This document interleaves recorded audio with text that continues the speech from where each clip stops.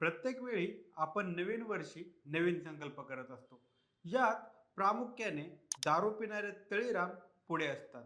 त्यामुळे 31 डिसेंबरला हे तळीराम इतकी दारू पितात की दुसऱ्या दिवशी त्या केलेल्या संकल्पाची वाट लागून जाते.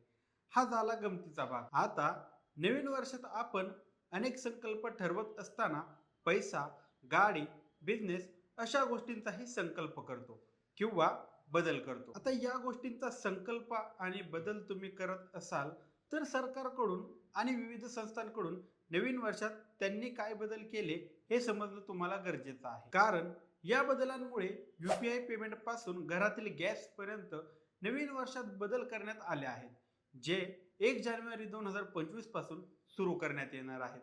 आता यात कोणते 10 बदल करण्यात आले आहेत हे समजून घेऊया आजच्या या व्हिडिओमधून. नमस्कार, मी सरी आणि तुम्ही पाहताय दैनिक राज्य लोकतंत्र. नवीन वर्षात पहिला केलेला बदल म्हणजे EPFO. पूर्वी तुम्ही जर पेन्शन धारक असाल तर तुमचं पेन्शन खातं ज्या ठिकाणी आहे त्याच ठिकाणाहून तुम्हाला ती पेन्शन काढता येत होती. पण आता नवीन बदलामुळे 1 जानेवारीपासून तुम्ही पेन्शनची रक्कम देशातील कोणत्याही बँकेच्या खात्यामधून काढू शकता. यासोबतच पूर्वी PFचे पैसे बँकेत जाऊनच काढता येत होते, पण आता तुम्ही ते ATM द्वारे काढू शकणार आहेत. त्यासाठी वेगळे ATM देखील देण्यात येणार आहे. आता 1 जानेवारीपासून होणारा दुसरा बदल म्हणजे शेअर मार्केट मुंबईने केलेला बदल आहे. मुंबई शेअर मार्केटने एक नवीन नोटीस काढली आहे. यामध्ये सेन्सेक्स 50 आणि बँकेच्या मंथली कॉन्ट्रॅक्टरची एक्सपायरी दर महिन्याच्या शेवटच्या मंगळवारी ठरणार आहे. तर सेन्सेक्सचे आठवड्याचे करार आता शुक्रवारऐवजी मंगळवारी संपुष्टात येणार आहेत. यानंतरचा होणारा तिसरा बदल म्हणजे UPI 123 पेमेंटची मर्यादा वाढणार आहे. आता तुम्ही म्हणाल, हे UPI 123 म्हणजे काय बाबा? तर UPI 123 ही स्मार्टफोन आणि इंटरनेट शिवाय पेमेंट करण्याची पद्धत आहे. ज्या लोकांकडे स्मार्टफोन आणि इंटरनेट सुविधा नाही अशा लोकांसाठी ही सुविधा करण्यात आली आहे.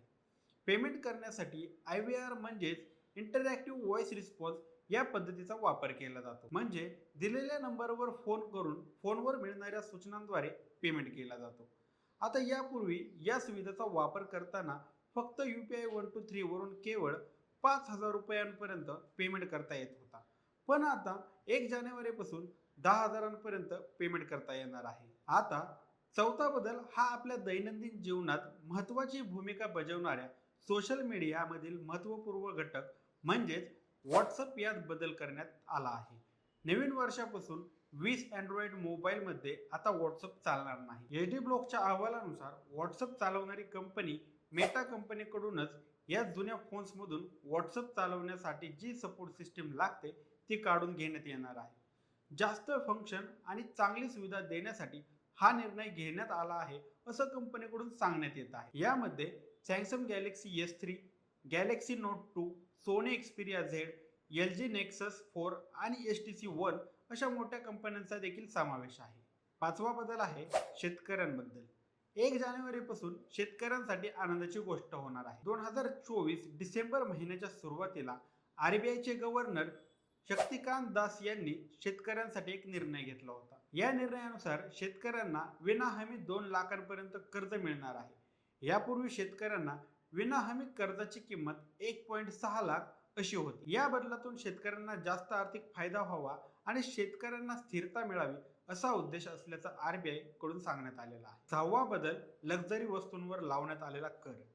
आता तुम्हाला नवीन वर्षात नवीन लक्झरी वस्तू खरेदी करायची असेल तर तुम्हाला पहिलं GST ला सामोरे जावं लागणार आहे. काही दिवसांपूर्वीच अर्थमंत्री निर्मला सीतारामन यांनी शेतात पिकणारे मका आणि त्याचं नंतर होणारं पॉपकॉर्न यावर 3 वेगवेगळे GST लावण्यात आले आहेत.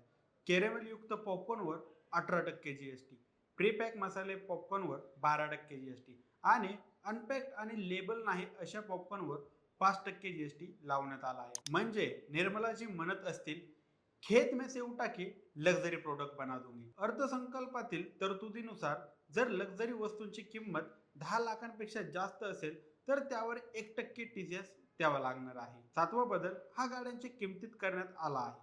जर तुम्ही नवीन गाडी घेण्याचा विचार करत असाल तर तुम्हाला महागात पडणार आहे. Maruti Suzuki, Hyundai, Mahindra, BMW, Mercedes Benz या नामांकित कंपन्यांचा समावेश असलेल्या गाड्याची 3% म्हणजे जवळपास 25,000 किंमत वाढली आहे. सोबतच दुचाकी आणि गाड्यांच्या पार्टमध्येही वाढ होणार आहे. 8वा बदल, रेशन कार्ड. भारतात जवळपास 80 कोटी लोकांकडे रेशन कार्ड आहे.